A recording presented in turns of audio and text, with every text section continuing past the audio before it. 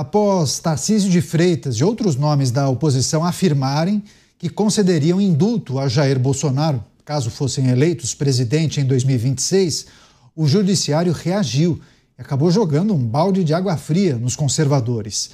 Segundo informações que foram publicadas pelo portal Metrópolis, os próprios magistrados enviaram recados de que considerariam inconstitucional um eventual perdão, graça, ao ex-presidente. A análise do judiciário é que a anistia seria anulada por ter sido dada por, vou abrir aspas, tá?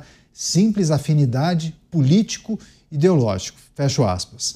De acordo com os magistrados, por mais que o indulto seja um ato político privativo do presidente, não pode ferir os princípios da impessoalidade e da moralidade administrativa. Tá aí um assunto para a gente debater com os nossos comentaristas. Chamar o Roberto Mota. Mota, nos últimos 2 dias a gente tem tratado dessas sinalizações dos presidenciáveis, né? Ou aqueles nomes que são aventados que poderiam disputar as eleições em 2026, e vários têm manifestado que considerariam sim um indulto ou uma graça ao ex-presidente Jair Bolsonaro caso ele seja condenado e detido. E aí é curioso como um portal de notícias já conseguiu alcançar alguns ministros da Suprema Corte que de forma reservada já se manifestam no sentido de enviar um recado, enviar uma mensagem de que derrubariam o indulto. Haja conciliação, né, Caniato? Esse é mais um raciocínio difícil de entender. Segundo o que a gente ouviu, segundo essa opinião, o indulto não poderia ser concedido por simples vínculo de afinidade político-ideológica. Ora, vínculo de afinidade político-ideológica é o que move a política, a boa política. É o que motiva as pessoas, é a afinidade político-ideológica. Mas, se isso não pode, qual seria a motivação correta para que o indulto fosse considerado constitucional? Motivação afetiva? Financeira? Geográfica? Religiosa? Meus amigos juristas, mais uma vez, me dizem que nada disso está especificado na Constituição. Eles me dizem que o que a Constituição diz é que o presidente da República tem todo o direito de dar o indulto e guardar a motivação do gesto para si mesmo. Pois é, uma interpretação que é preciso ser feita, né, sobre a manifestação de integrantes do Poder Judiciário. Luiz Felipe Dávila está com a gente? Posso chamar? Tá, então daqui a pouco o Dávila vai trazer também suas impressões sobre essa notícia que saiu em um portal de notícias. Você, Kriegner, o Judiciário não aceitaria a anistia a Jair Bolsonaro, um perdão, uma graça presidencial? Falam que haveria uma ilegalidade em um eventual perdão, sob o argumento de que seria simplesmente uma afinidade político-ideológica. Enfim, quais são as suas reflexões a respeito dessa notícia? Sabe, Caniato, o Brasil é o único país em que a Suprema Corte já julga antes do processo acontecer ou mesmo da hipótese se comprovar verdadeira. Olha só isso, vamos analisar o que está acontecendo aqui. Um candidato, quer dizer, um político que ainda não é candidato, disse que na eventualidade de ser candidato e ser eleito, fará um passo, né, que é a questão do indulto. Olha quantos sis, quantas probabilidades, quantas variáveis, quantas externalidades existem nesse cenário todo.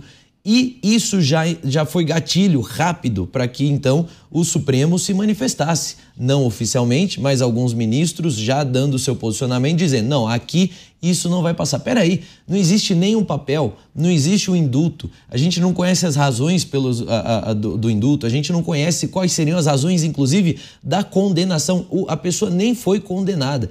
Então, é um potencial candidato que potencialmente será eleito e, sendo eleito, potencialmente concederá o indulto a uma pessoa que potencialmente será condenada e potencialmente, se condenada, será presa. Ou seja, Olha só quantos potenciais, quantas coisas a gente tem que ver e os ministros já se apressam para poder solucionar e dizer nós vamos fazer isso, vamos fazer aquilo, é assim que nós vamos nos comportar. Qual é a motivação dessa devolutiva por parte dos ministros?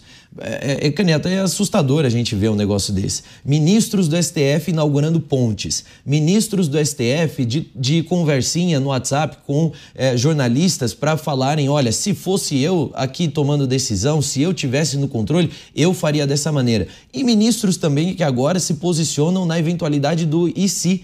Será que eles queriam interferir em algum tipo de movimentação política? Será que eles queriam, de alguma maneira, tocar em alguma movimentação ou avanço eleitoral? Porque se foi isso o movimento, Candidato, isso aí é realmente um ataque contra, de fato, a democracia. Se é dessa maneira que nós vamos trabalhar, então nós temos problemas seríssimos que precisam ser considerados até o pleito de 2026. O Supremo se posicionando por questões que ainda nem existem, mas que têm sim potencial eleitoral. Esse é o perigo que nós estamos vivendo.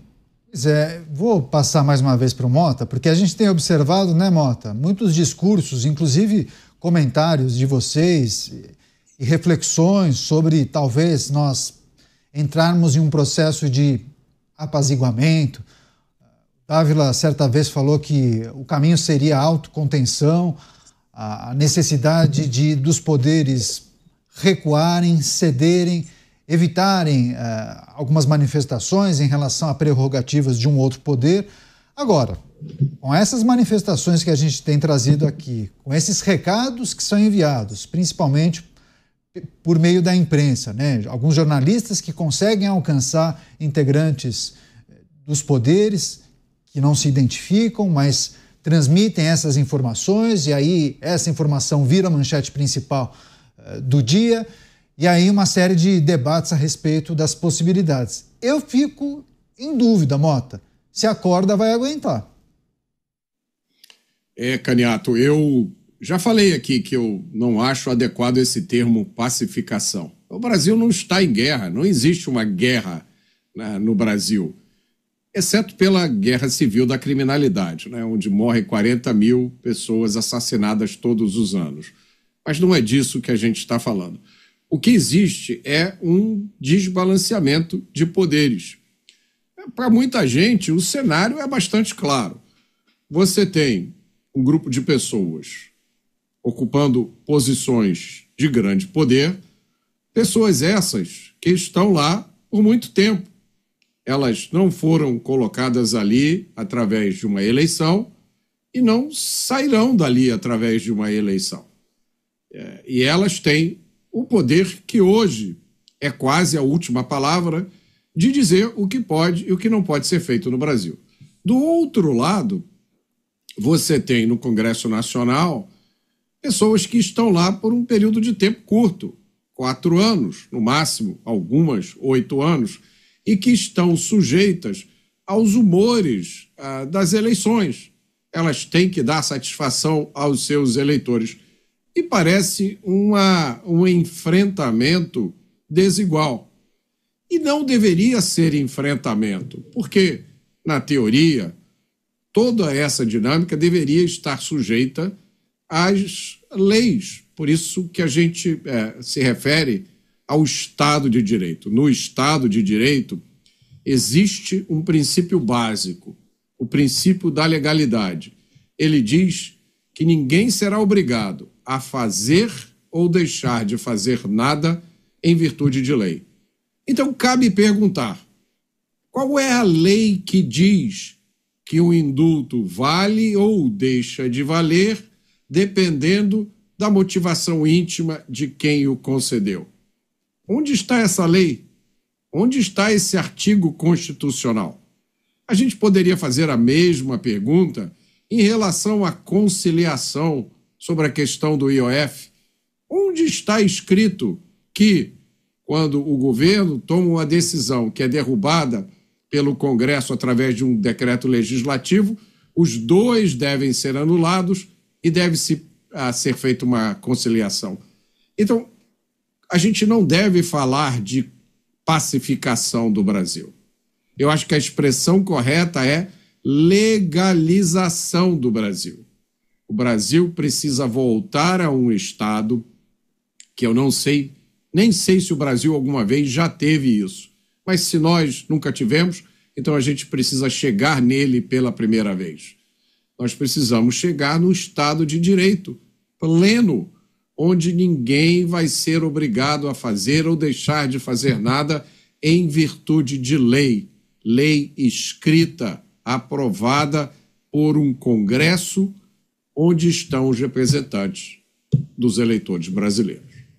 Agora, Kriegner, queria propor um exercício aqui. A depender do resultado das eleições em 2026, a dinâmica dessas interferências entre os poderes não pode mudar? Porque o que se fala hoje em dia?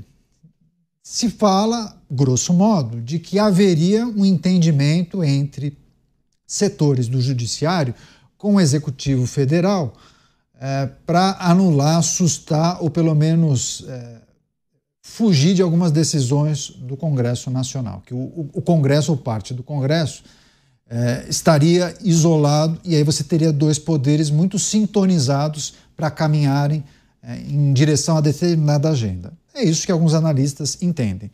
Fico imaginando, caso um conservador vença a eleição presidencial em 26 e se o Congresso Nacional mantiver essa característica de mais conservador do que progressista, ou até aumentando o percentual de conservadores liberais na Câmara e no Senado, se essa dinâmica não pode mudar.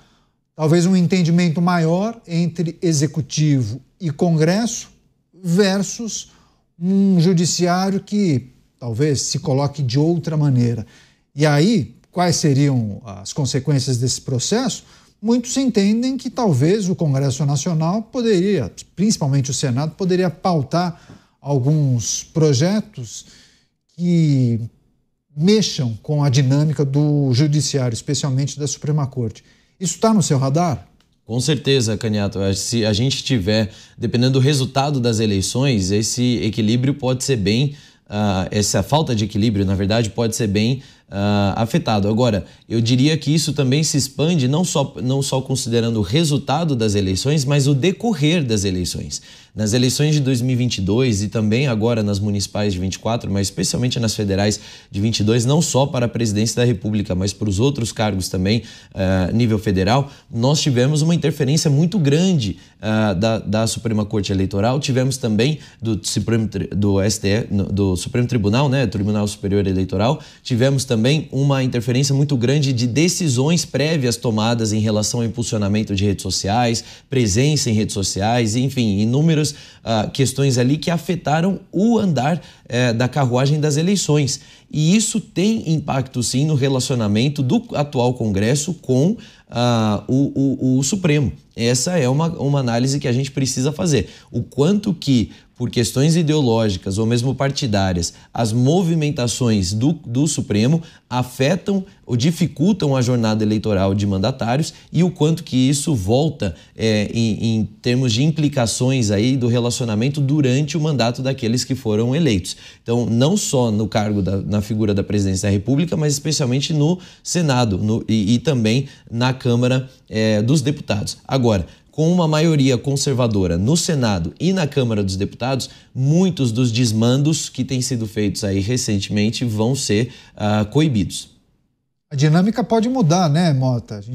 Muitos falam de jogada ensaiada entre dois poderes atualmente. Não quer dizer que com um Congresso mais conservador e com um liberal e ou conservador na presidência da República, essa jogada ensaiada continuará acontecendo entre Congresso e Executivo. Não quer dizer, mas a dinâmica muda. É preciso entender se a separação entre os poderes, o respeito e o trabalho de maneira harmoniosa vai prevalecer a partir de 2027, né, Mota?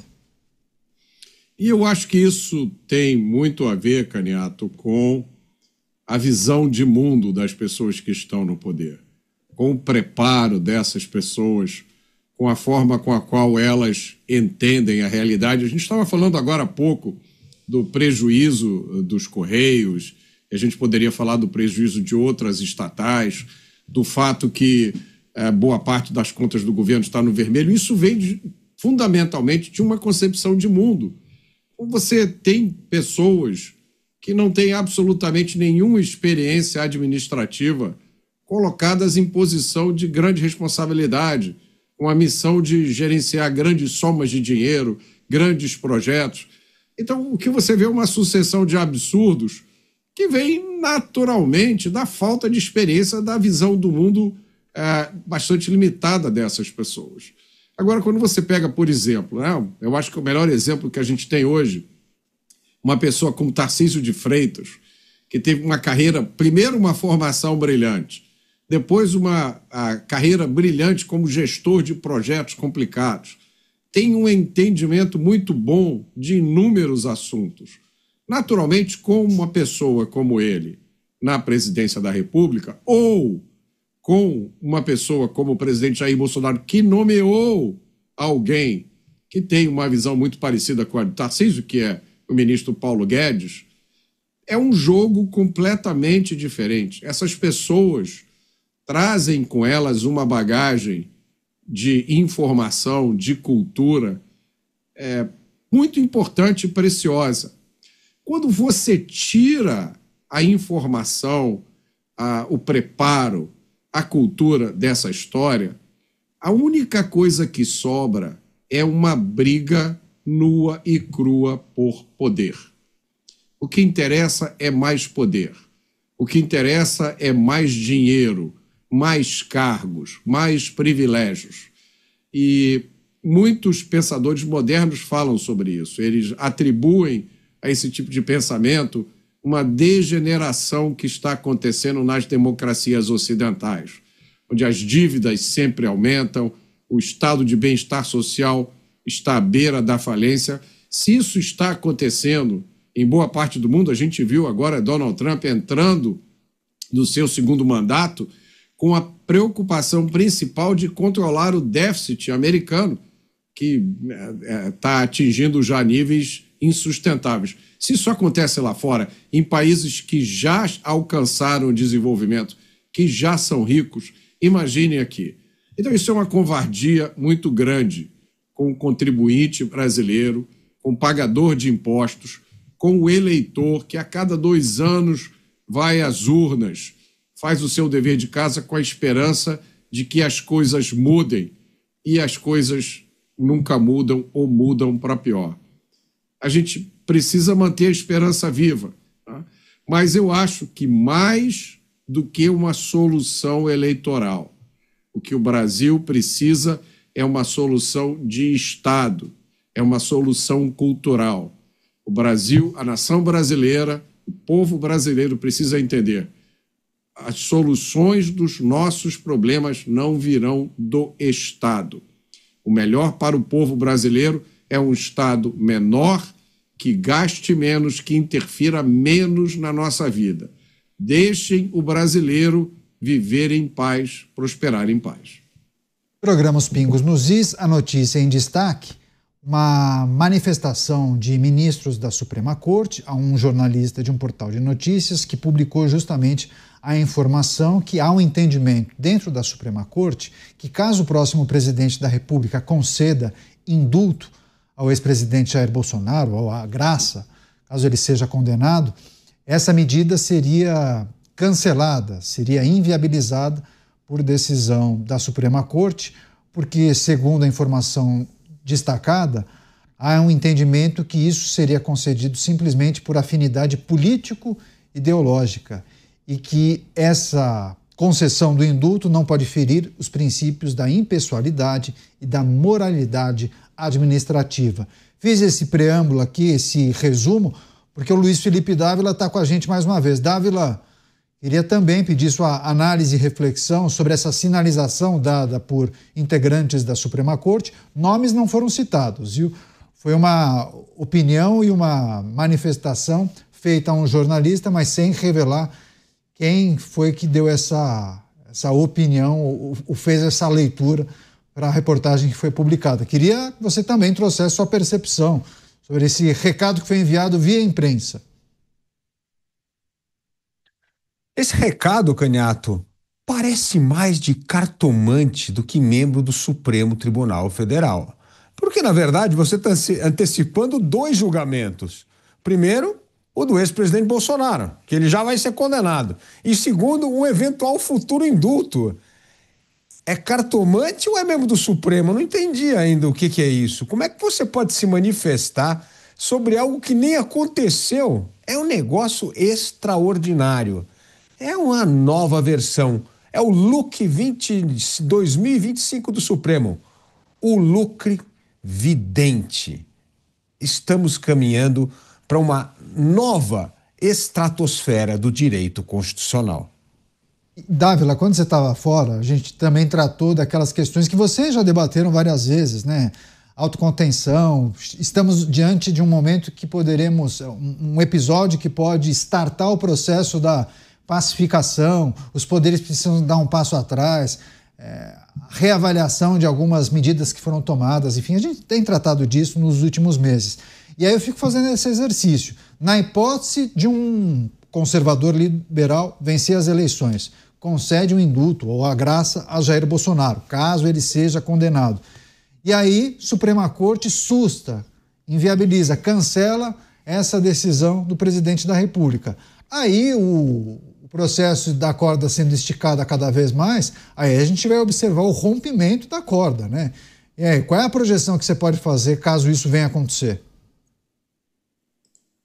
Bom, como a atuação do Supremo cada vez é mais política, como acabamos de anunciar hoje com a questão da mediação, eu duvido que o Supremo vai se manifestar sobre a inconstitucionalidade do indulto se esse presidente tiver uma vitória estrondosa nas urnas. É muito difícil. Você vai contra, agora, o voto da maioria absoluta dos brasileiros? Então, assim, o tamanho da vitória eleitoral vai pautar a reação do Supremo. Mas isso não é bom não, Caniato. A reação do Supremo deveria ser pautada unicamente pela constitucionalidade das coisas. Mas do jeito que a gente vive hoje, o Supremo é pautado pela temperatura política. E se este presidente de direita tiver uma votação estrondosa, como todos nós esperamos aqui, eu duvido que o Supremo vai derrubar o decreto. Então, assim, essa é a verdade. A verdade é que não estamos mais sendo guiados pela Constituição, mas pela cabeça de 11 membros do Supremo que reagem de acordo com pesquisa, de acordo com entendimento político e, evidentemente, de acordo com o peso da vitória nas urnas. Pois é, o Dávila fala sobre uma vitória acachapante, né? Um resultado importante nas urnas, o que isso poderia representar também para os integrantes da Suprema Corte. Me chama a atenção também a manifestação do atual chefe do Executivo, né? Que disse hoje, se tudo der certo, o Brasil terá um presidente eleito 4 vezes. Se tudo der certo, o quê? O que ele sabe que a gente não sabe? Kriegner, nem quero tratar dessa manifestação do presidente, mas esse aspecto que o Dávila menciona, né? Uma vitória contundente de um candidato em 26, talvez seja o mais importante recado para integrantes da Justiça, não? Até porque, Caniato, quando os candidatos eles começam a fazer essas declarações, e a gente já tem Caiado já fez essa declaração, Tarcísio já fez essa declaração, ainda são pré-candidatos. Zema também. Zema também teve essa confirmação, é bem verdade. Quando a gente tem esse posicionamento e isso evoluindo aí ao longo da campanha, isso vai ser uma promessa de campanha, quase que parte integrante aí do projeto apresentado por esses candidatos. E uma vez sendo oficializado e sendo eleito numa margem expressiva, como o Dávila colocou, isso sim traz um peso diferente para a Suprema Corte, porque agora os ministros vão ter que ver, opa, peraí, aqui esse indulto, que é uma premissa constitucional, não é nada inconstitucional, não é nada que possa ser considerado como um atentado, como uma afronta ou como qualquer coisa do tipo que eles gostam de pintar de vez em quando. Eles vão ter que olhar que isso, além de ser uma premissa constitucional, é um desejo popular também. E sendo um desejo popular, o presidente eleito não vai ter como fugir, a não ser conceder o indulto, e se opor a isso vai ser extremamente sério, porque não vai haver base constitucional para que se oponha ao indulto dessa maneira. Ou senão, acaba com o indulto, entra lá no legislativo para que não tenha mais indulto de maneira alguma. Pois é, essa é uma questão que inclusive monopoliza praticamente os debates em uma parte aqui do nosso chat. Você, Mota, essa situação que envolve a possibilidade de uma vitória acachapante de um candidato, de que maneira isso poderia, inclusive, constranger algum tipo de movimentação dos integrantes da Justiça, no sentido de sustar uma prerrogativa que é do presidente, né, de conceder uma graça? Eu não acredito que isso faça muita diferença. Não? Realmente não acredito. Eu acho que as decisões que foram tomadas nos últimos 2 ou 3 anos não parecem sinalizar uma preocupação muito grande com a opinião pública, com a opinião do eleitor. Essa é a impressão que eu tenho. Né? Algumas decisões, pelo contrário, né, parecem ser uma demonstração de que o poder chega aonde ele quiser chegar sem ter que dar satisfação a ninguém.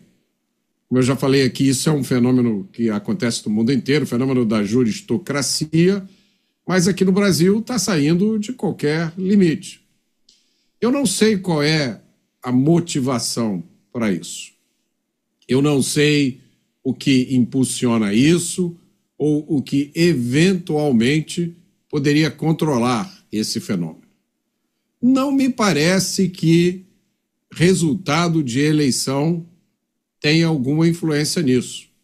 Não me parece. Mas vamos aguardar para ver. O único elemento que a gente tem para fazer qualquer estimativa é olhar o que aconteceu no passado recente. E o passado recente não nos anima muito.